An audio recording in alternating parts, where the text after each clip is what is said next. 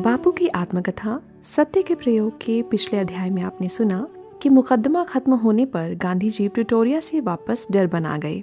गांधी जी हिंदुस्तान लौटने की तैयारी कर रहे थे और प्रिटोरिया में बसे हिंदुस्तानी अपने अधिकारों की लड़ाई के लिए उनसे रुकने की अपील कर रहे थे।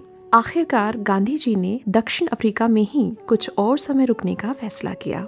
इसी कड़ी में आइए सुनते हैं महात्मा गांधी की आत्मकथा सत्य के प्रयोग से अध्याय नेटाल में बस गया।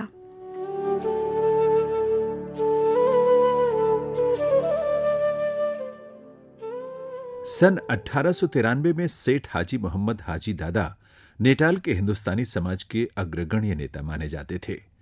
संपत्ति के हिसाब से सेठ अब्दुल्ला, हाजी आदम ये सब मुख्य थे, पर वे और दूसरे लोग भी सार्वजनिक कामों में सेठ हाजी मोहम्मद को ही पहला स्थान देते थे। इसलिए उनके सभापतित्व में अब्दुल्ला सेठ के घर एक सभा हुई। उसमें फ्रेंचाइज बिल का विरोध करने का निश्चय किया गया। स्वयं सेवकों के नाम लिखे गए। इस सभा में नेटाल में पैदा हुए हिंदुस्तानियों को अर्थात ईसाई नौजवानों को इकट्ठा किया गया था। मिस्टर पॉल डरबन की अदालत में दुभाषी थे। मिस्टर सुभान गॉडफ्रे मिशन के स्कूल के हेडमास्टर थे। वे भी सभा में उपस्थित रहे थे और उनके प्रभाव से उस समाज के नौजवान अच्छी संख्या में आए थे। ये सब स्वयंसेवक बन गए। व्यापारी तो अधिकतर थे ही। उनमें से जानने योग्य नाम हैं सेठ दाऊद मोहम्मद, मोहम्मद कासिम कमरुद्दीन, सेठ आदमजी मियाँ खान, ए कोलांदा वेल्लू, पिल्लई सी लच्छीराम, रंगस्वामी पड़ियाची, आदमजीवा आदि। पारसी रुस्तम जी तो थे ही। कारकून समाज में से पारसी माणिक जी, जोशी, नरसीराम वगैरह, दादा अब्दुल्ला इत्यादि बड़ी फर्मों के नौकर थे। इन सबको सार्वजनिक काम में सम्मिलित होने का आश्चर्य हुआ। इस प्रकार सार्वजनिक काम के लिए न्योते जाने और उसमें हाथ बटाने का उनका ये पहला अनुभव था। उपस्थित संकट के सामने ऊंच नीच, छोटे बड़े, मालिक नौकर, हिंदू मुसलमान, पारसी ईसाई, गुजराती मद्रासी, सिंधी, ये सब भेद समाप्त हो चुके थे। सब भारत की संतान और सेवक थे। बिल का दूसरा वाचन हो चुका था। उस समय धारा सभा में किए गए भाषणों में ये टीका थी कि इतने कठोर कानून का भी हिंदुस्तानियों की ओर से कोई विरोध नहीं हो रहा है। ये हिंदुस्तानी समाज की लापरवाही का और मताधिकार का उपयोग करने की उनकी अयोग्यता का प्रमाण है। मैंने सभा को वस्तु स्थिति समझाई।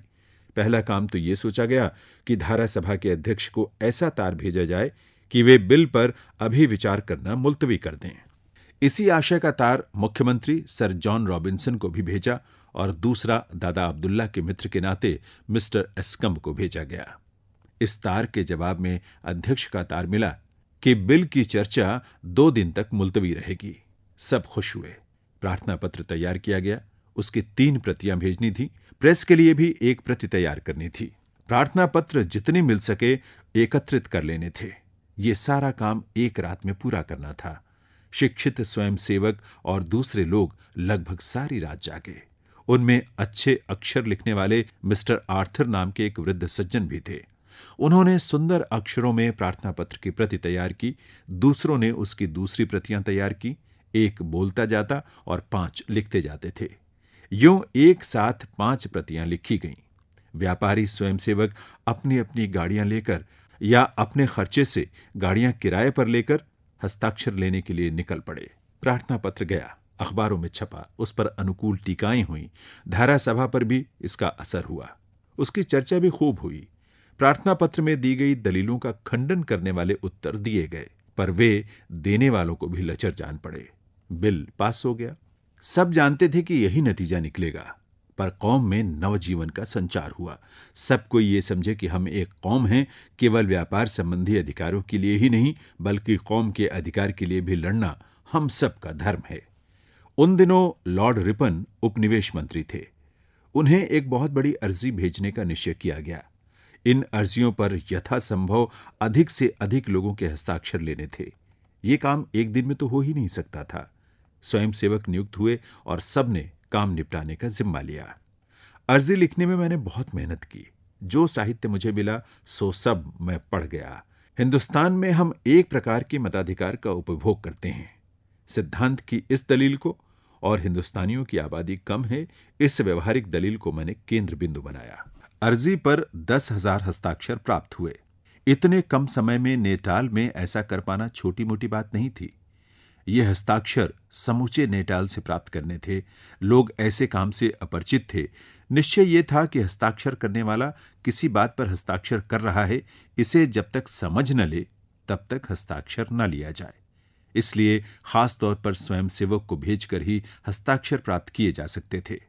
गांव दूर दूर थे, इसलिए अधिकतर काम करने वाले लगन से काम करें, तभी ऐसा काम शीघ्रतापूर्वक हो सकता था। ऐसा ही हुआ। इसमें सबने उत्साहपूर्वक काम किया। काम करने वालों में सेठ दाऊद मोहम्मद, पारसी रुस्तम जी, आदम जी मियां खान और आदम जीवा की मूर्तियां इस समय भी मेरी आंखों के सामने खड़ी हैं। ये खूब हस्ताक्षर लाए थे। दाऊद सेठ अपनी गाड़ी लेकर दिन भर घुमा करते थे। किसी ने जेब खर्च तक नहीं मांगा। दादा अब्दुल्ला का घर धर्मशाला अथवा सार्वजनिक दफ्तर सा बन गया। पढ़े लिखे भाई तो मेरे पास ही बने रहते थे। उनका और अन्य काम करने वालों का भोजन दादा अब्दुल्ला के घर पर ही होता था।